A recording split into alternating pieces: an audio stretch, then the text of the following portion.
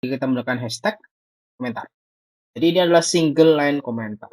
Single line komentar. Oh, single line comment. So, dalam single line ini, ya kita hanya bisa melakukan satu. Artinya adalah ketika kita lakukan di sini, dia akan menampilkan sesuatu. Ini adalah output.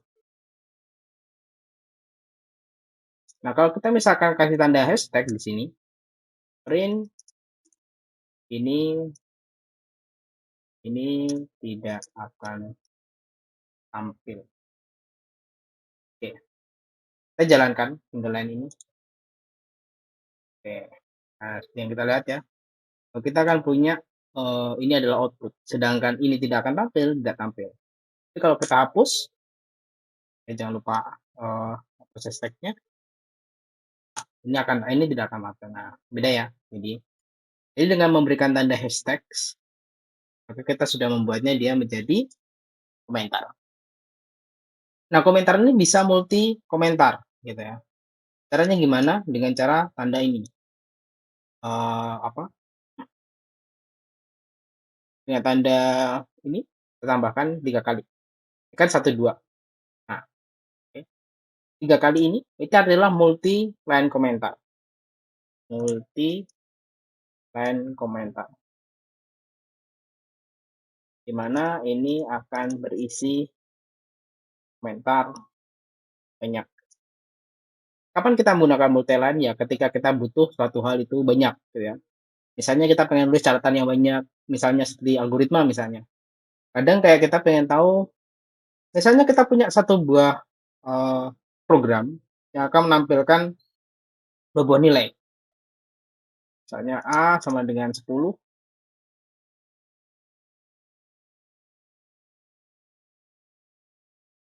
di 10 in ini adalah hasil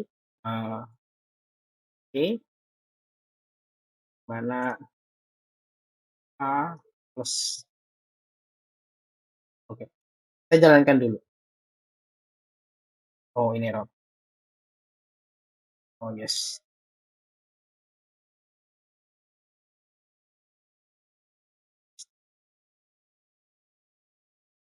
Oke, hasilnya adalah 30.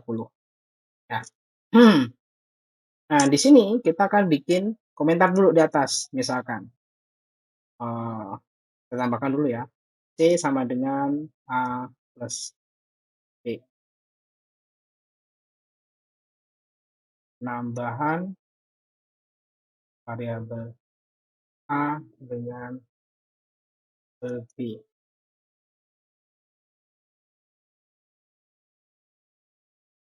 Nah, seperti ini. Kita juga bisa membuatnya lebih panjang, misalnya seperti ini. Kita juga bisa. Biasanya kita pakai ketika kita bikin function. Variabel A, integer,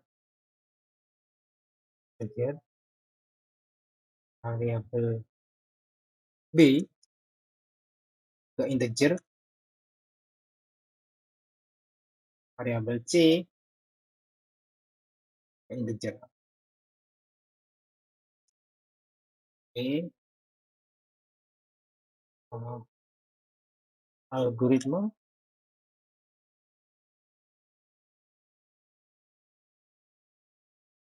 C sama dengan A plus B.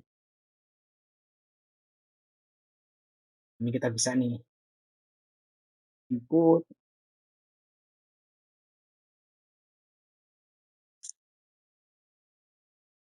A integer, B integer, input C integer.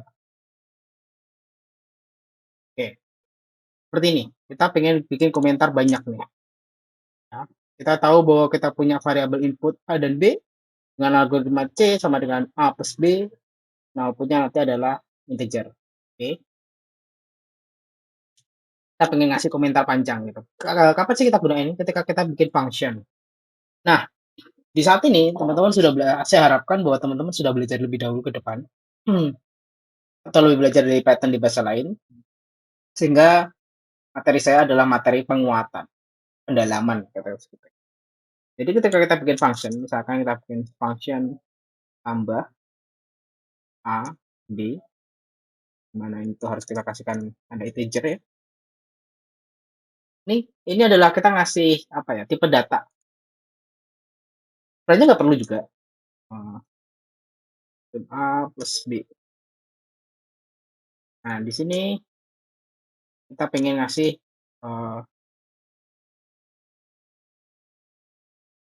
arti integer algorithm is a backup output and A plus B kan algoritmanya plus B outputnya example contoh contoh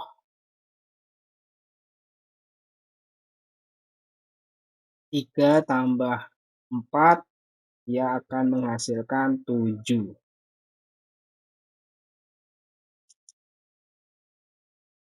Nah, ini adalah contohnya ya. Kita bikin. Nah, ketika ini kita panggil, nah ini ya kita tandakan di sini ke kata tambah, variabel tadi itu akan muncul nih komentarnya. Variabel A adalah integer, variabel B integer, outputnya adalah A plus B, di mana contoh 3 tambah 4 sama dengan 7.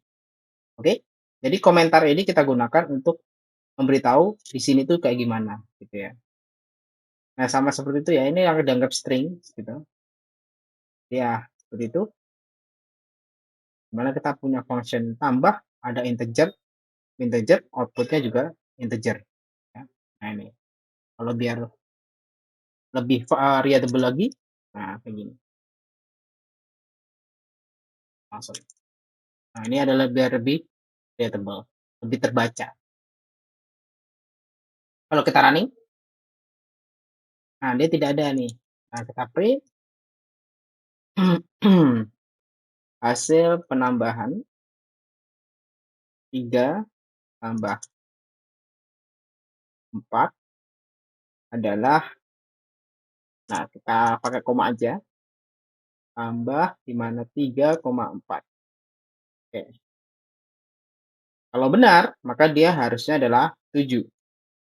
Hasil penambahan 3 tambah 4 adalah 7. Nah, ini kita bisa ganti-ganti. Ini adalah fungsinya komentar. Tapi kadang kita juga bisa naruh komentar di atasnya buat ngasih tahu ini tuh kayak gimana.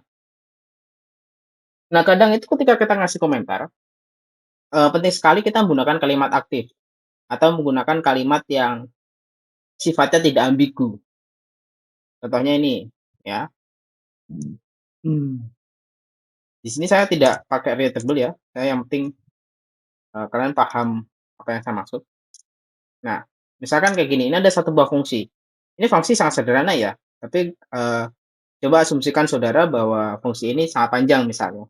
Misalnya pengen bikin function yang berjumlahnya len gitu ya. Yang dimana kalian udah nggak tahu nih fungsinya buat apa. Nah, biasanya kita akan kasih komentar, single komentar. Dimana kayak misalnya menambahkan atau mengalihkan dua mengalihkan dua input integer kayak gini misalnya, atau bisa juga dengan agak lebih panjang misalnya kayak nama modelnya misalnya fungsi kali ya kayak gitu misalnya. Tapi jangan seperti ini kayak fungsi kali ya, apa maksudnya fungsi kali ini ya? Kayak kalau kita tahu kalinya gampang, tapi coba bayangkan kalau misalnya eh, kalian bikin banyak gitu ya fungsi gomoku gitu. Nah, ternyata fungsinya apa nih? Fungsinya apa? Menghasilkan result ya, atau kayak gini fungsi gerak gitu. Gerak tuh apa gitu loh? Gerak tuh apa kan nggak tahu gitu, kita nggak bisa menebak gitu. Nah, lebih baik teman-teman gunakan kalimat aktif gitu ya, kalimat yang tidak menjelaskan gitu ya. Tapi tidak terlalu panjang ya. Jangan seperti ini. Misalnya, mengalihkan dua input integer dengan menghasil berupa integer apa integer dengan nama fungsi kali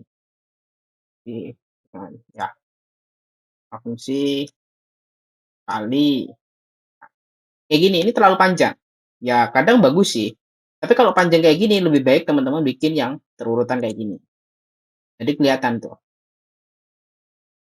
tanya apa variabel inputnya apa, variabel outputnya apa, uh, algoritmanya kayak gimana, outputnya kayak gimana, kayak gini ya.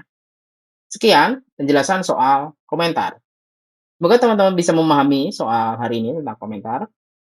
Dan jika teman-teman nggak paham, silakan chat aja di kolom YouTube. Nanti saya akan bantu untuk jelasin lagi di video selanjutnya. Saya nggak tahu apa yang saya akan kerjakan di selanjutnya, tapi ya udah. Sampai jumpa di video selanjutnya. See ya! Selamat mendalami bahasa Python. Saya Glutera, sampai jumpa.